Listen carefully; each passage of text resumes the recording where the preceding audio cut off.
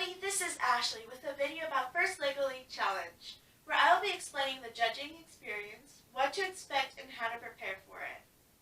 Because I have explained the project, robot design, and core values in detail in other videos, I will not be explaining them here, but you can visit them through the links in the description down below. Alright, so you get to competition and your entire team is excited. You run a few matches with the robot, and now it's time for your team to go into judging. What do you bring? What should you expect, and how should you act? The first thing a team should do is make sure that they're in the right location with everything that they need for their project presentation. Robot and all attachments, printed copies of the robot code, and any handouts you wish to give to the judges.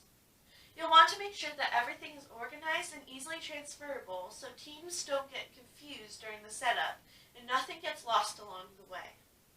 When you enter the room, teams will have roughly 2 minutes to introduce themselves to the judges and set up everything that they have.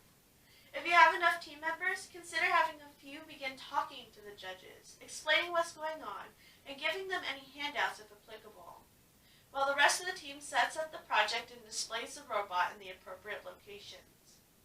Remember that the judges aren't there to be mean and will not get mad at you for making a mistake.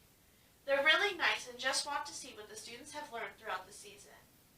After getting everything ready, students can begin their presentation within the given 5 minutes.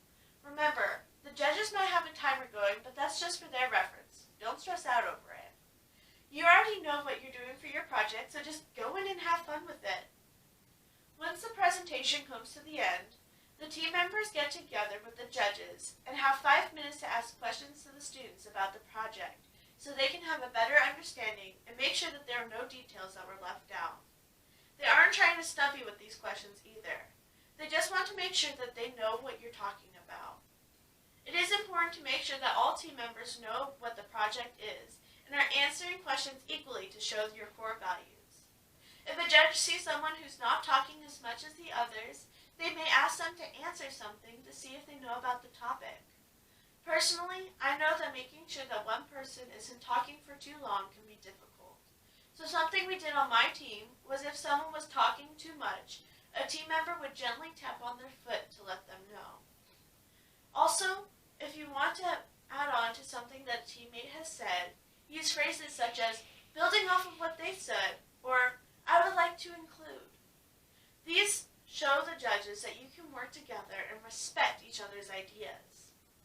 From there, judges will ask you to explain your robot design. They're looking for your thought process on how you design the robot, attachments, and programming.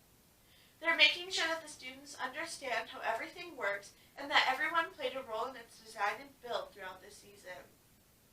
Another major aspect that they're looking for is creativity and want to see new robot and programming concepts, even if they're minor improvements to problems the team has encountered. It is very important to bring a printed copy of the team's code to this section of judging as well, so they can evaluate it. Make sure it's commented too, so that way they can understand what's going on. If you want more information about programming your robot, please take a look at the description down below. The judges might ask you to run a few programs, so be prepared. If they don't work, don't stress out. They just want to see your robot in action. I know my team always had the worst luck running programs in the judging room. Just explain what's going on and what's supposed to happen and you'll be fine. Just like the project presentation, you'll have another 5 minutes to answer any questions the judges have about your robot, and the same tips and tricks as before still apply. Finally, you're down to the core values section of the judging. This is the time for teams to explain who they are and how their team runs. This segment is very short, only about 3 minutes, so don't rush through everything. Try to highlight your main points and keep them short. This is also a situation where a small booklet or brochure about your team might be useful. The last 5 minutes is where the judges provide the team with their feedback and areas where they might want to improve upon in the future. Don't be afraid or upset if there are places that you're not strong in. No team is perfect, and it gives you something to work towards in the future. Teams also have access to copies of the judging rubrics and the scales on what to focus on and what the judges will be looking for.